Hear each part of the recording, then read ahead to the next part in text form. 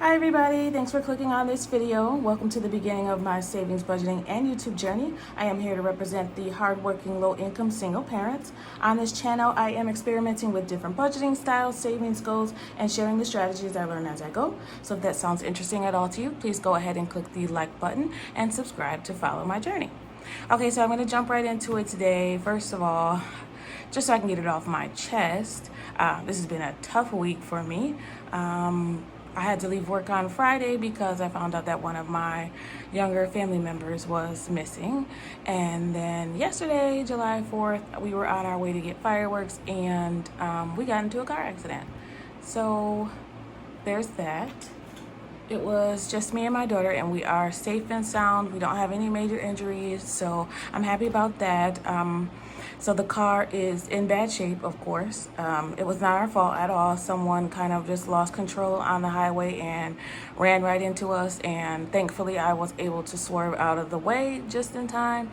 So we weren't hit dead on, but we do have some major car damage from the accident, but I don't want to get too much into that. But so my budget did change a little. So the only reason that I mention that is that my budget did change a little because of that, and I'll go into detail what happened. But first I want to share with you that I was able to finally figure out the monthly budget. It took me hours and hours and some more hours, but I got it figured out. So this is my little lovely budget binder budget book that I made with just Dollar Tree items. This is just a Dollar Tree portfolio, and then these were Dollar Tree like transfer gold sheets, and it doesn't look like it's gonna last long, but I like it. It came out pretty good for $1.25. It's not bad. I think I spent less than $4 making this thing. But anyway, so first thing that I had to do to try to figure out my budget was, after many trials, I probably made like 4 or 5 of these calendars, but the first thing I decided to do was finally just sit down and figure out what consists of a month for me. And thank you to the person that left that comment. She said that a month for some bi-weekly budgeters, or what she does and another YouTuber does, I'll try to link it in the description box, but they said that their month isn't a traditional month. So like this month here, July, for me starts on the 5th because that's when I get paid, and then 1 month from then would be the August 2nd paycheck. So this would last me from today's payday and the day before. So that's how my months go. And when I saw her say that, I'm like, wait a minute, that's the reason why I started my A and B from the beginning, because that's how my months go. For some reason, I think I was doing that for so long I forgot the reason for it. So if you see my original cheat sheet here, it's all messed up. I did end up making a new one, but that's what my week A and B was.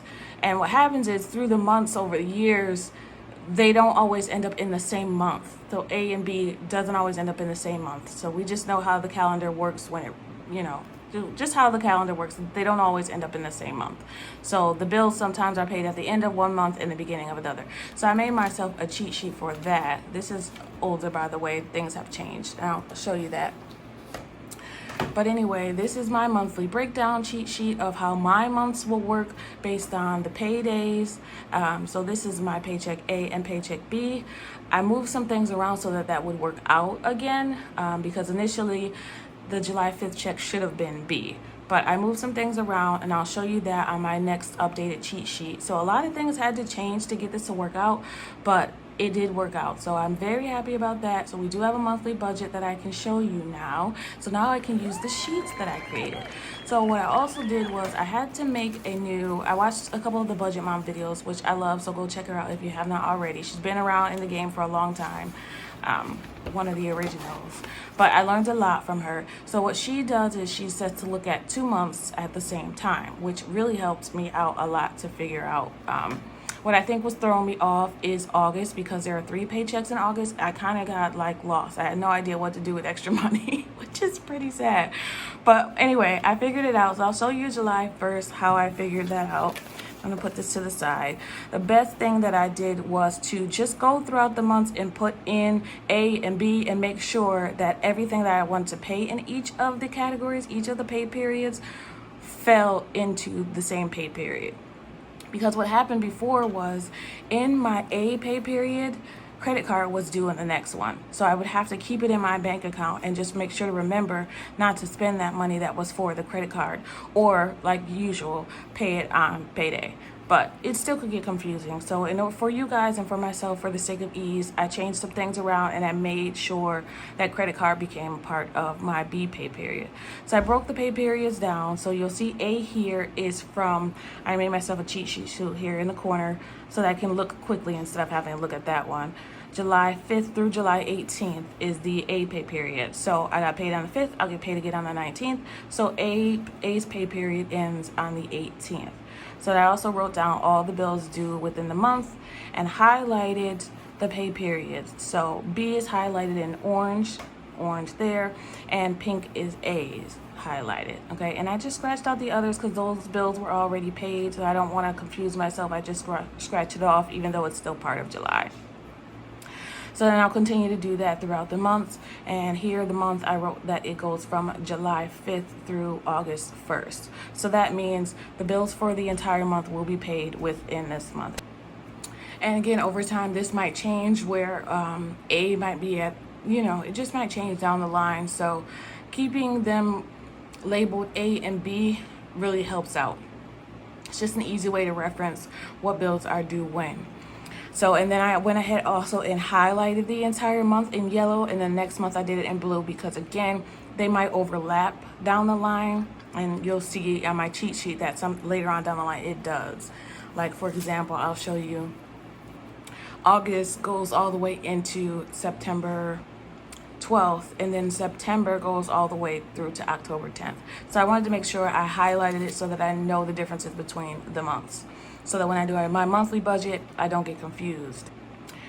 All right, and I also did a cheat sheet. I won't even go over August yet. We'll go over August when August comes because that was a whole different ball game. But so I put in all the bills that were due, highlighted them so that I know which paycheck they're being paid with, and I have my pay dates here in green. That's what the green stands for. I also put here, B is now when I will pay my mortgage. So my mortgage will be paid quite a while in advance for August, which is a good thing. So I'll put half to the side now with this pay period and half with the next one, and I'll just go ahead and pay it. If you haven't seen any of my videos before, what I do is I make sure to pay all my bills on payday so that I don't have to worry about it throughout the rest of the pay period. I don't have to miss anything. I don't have to be late on anything. Sometimes I even get ahead by doing that. All right, and then, so that's that. So I was able to figure that out. I put here a note for myself, the star credit. So what that is once a year, if you own a home where I am, they will give you something called a star credit. This is to give you kind of like a rebate on the taxes, the taxes that you've paid, depending on your neighborhood, your age, et cetera, et cetera. I really don't know what the qualifications were, but when I bought my house, they told me about the program and I signed up. So once a year, sometimes they split it up into twice a year, you get a payment for that. So I always put a question mark. I never depend on sometimes money. They never depend on money that might or may not come in. Sometimes laws change, rules change. So until it's in my hands, until I have that paycheck, I'm not going to depend on it. So I put a question mark. If it comes in, it'll be extra money, and we'll decide what to do with that. I put a note that I want to use it on summer activities or the state fair. So July is done. It's mapped out. And then I went in off camera just to make sure that it worked out and did the monthly budget. So if you don't know, if you haven't seen the other videos, I created these spreadsheets for myself to tailor them to my budget and how I pay the bills. So I did July already. So this pay period, I got paid today.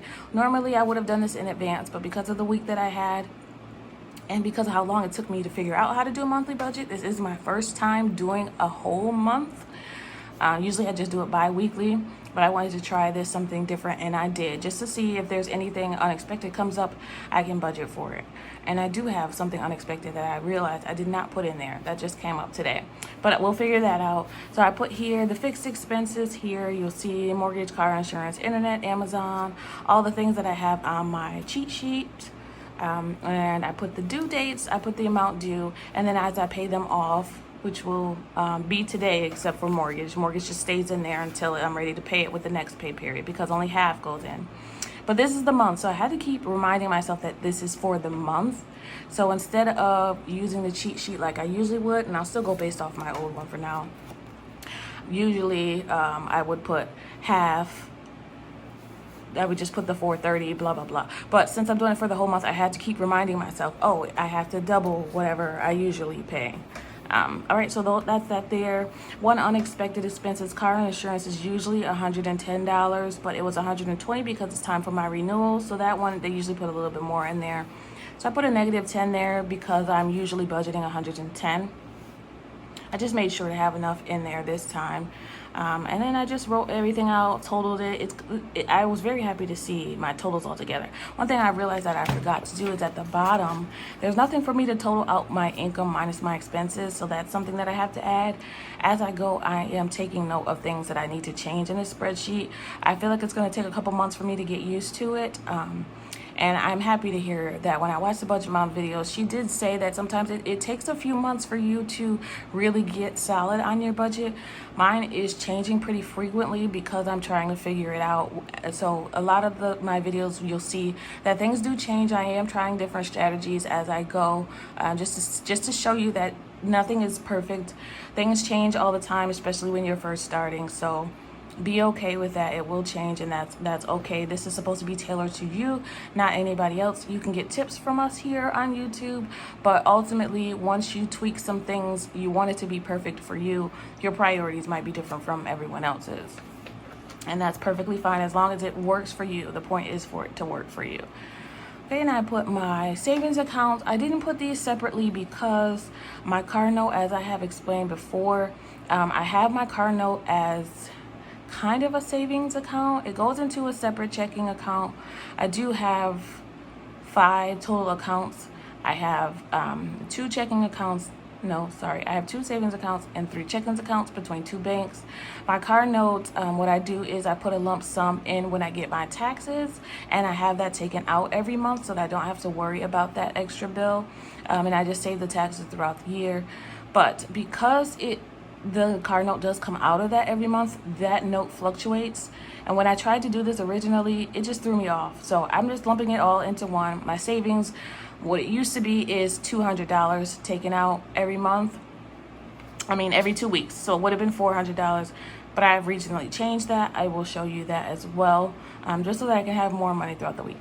Anyway, I lumped them all into one because trying to do it separately just messed me up because that note is kind of a revolving balance. I put my credit card bill that's due on the 21st. The minimum due is $35. I am paying $55 a month. There's a balance right now of $387. So at the end of the month, I will close this out with what I actually paid for everything and the balance on everything. And lastly, there was a lab expense this month that was due on the 8th.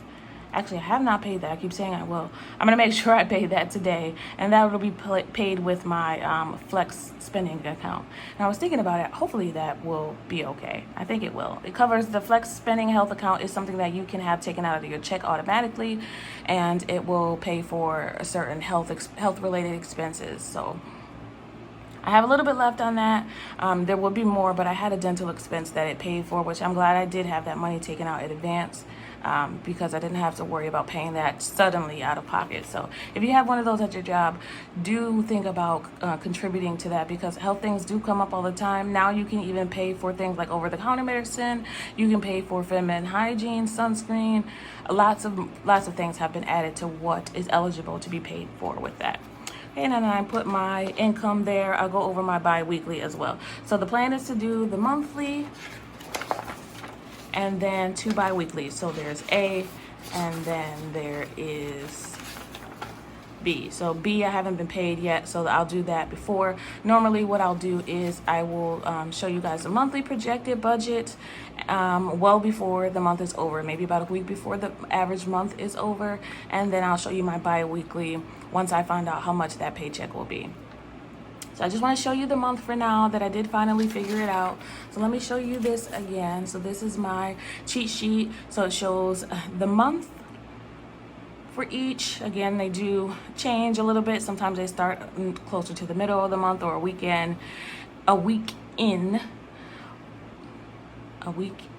a weekend, if that makes sense. Anyway, and so I highlighted my pay date. So this has helped a lot. So if you do want to start doing a monthly budget, Just look at the calendar to see what is considered a month for you based on how you pay your bills.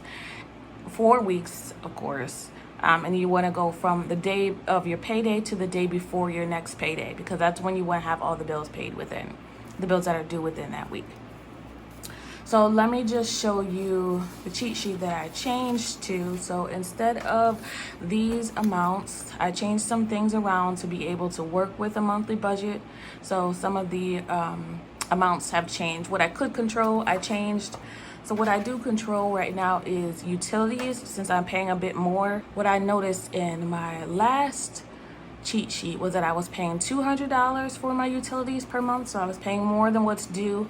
Right now, this month, you'll see that I have, let me show you.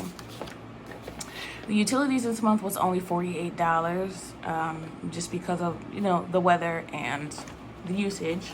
So that was really cheap from what it usually is. But I'm paying more. I'm paying $200 a month. I was paying $200 a month to try to get some kind of a buffer. That's another reason why that bill is a little bit lower, because I've been paying more on it. So hopefully get a credit by the time winter time comes, so that I have a buffer and I can continue to pay that amount to keep a buffer in case, as it does, the heating bill goes way up in the wintertime. Way, way up. What I did change was mortgage. Mortgage, I made it even. It was $420 and $440. I made that even. So for each pay period, I'll take out the same amount and put it to the side. B is when I will pay it. So when I get that B paycheck, you'll see here. I just want to keep referencing so that I make it as least confusing. Whatever, you get what I mean. So I don't make it confusing. Let's leave it at that. So B here will be my next pay period. That's when I will pay the mortgage. Again, I pay all my bills on payday, with the exception of when I can only pay half the mortgage. When I do that, when I have done that in the past, my bank doesn't have a way where you can make bi-weekly payments. So if you do that, they'll apply it to the principal, and that's not what I want them to do. So I just hold on to it until it's time for me to pay the whole thing, which I will do on the 19th. And then car insurance, I moved car insurance from B over to A just to make sure that that's paid in time and in advance. Amazon and Netflix, these are all the same. I basically just changed the name of it. I just made the I just made the B bills A. And that was just, it worked out so that I can do the monthly budget, and so that it made sense. Okay, and I also changed utilities. Instead of paying $200 per month, I'm paying $175, I believe. Let me calculate. So I have 40 in A. That's 40 plus 135. Yep. So I changed that to 175. Again, that's just so that I can have some more money throughout the weeks. Because I found that I'm running into some trouble not having anything left over by the time the next pay period came over. And that's not the point of this. The point of this is to have enough and not live paycheck to paycheck. So since that was a choice to pay more, I just decreased it by a little bit. Okay, credit card, I also moved from one side to the other. And I also made, instead of a variable fund, I made allowance a fixed expense, because we signed her up for what's called a STEP program, where she gets her own little debit card. So that'll make it easier for me to just go ahead and transfer it from my bill account over to her STEP card. And that's if she earns it. It's not an automatic.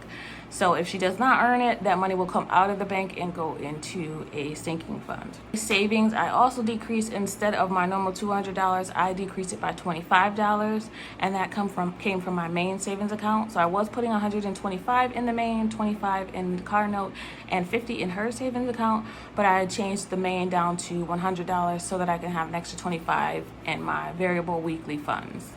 Again, and that is so that I am not going paycheck to paycheck. If there's a buffer or if there's rollover left over, then that'll go into a different type of savings. And you see my variable funds, I also added to my variable funds, I added personal and home. So personal will be for me, that is just so that now I have something that I can spend on myself and not feel guilty about. There will probably be some left in there, but just in case I want to purchase something small for myself or something from Amazon, I could do that. I put house in here as well for things that we need around the house, toilet paper, any small supplies that we need throughout the week. I wanted to have that separate. I was using it with grocery, but I decided to change that. Again, I am changing things frequently. Hopefully within the next couple months I'll have this down solid.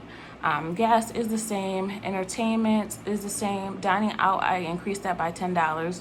As you know, we were struggling with that, so I put a little bit more. Hopefully we can get that together. And miscellaneous, I decreased that by $15.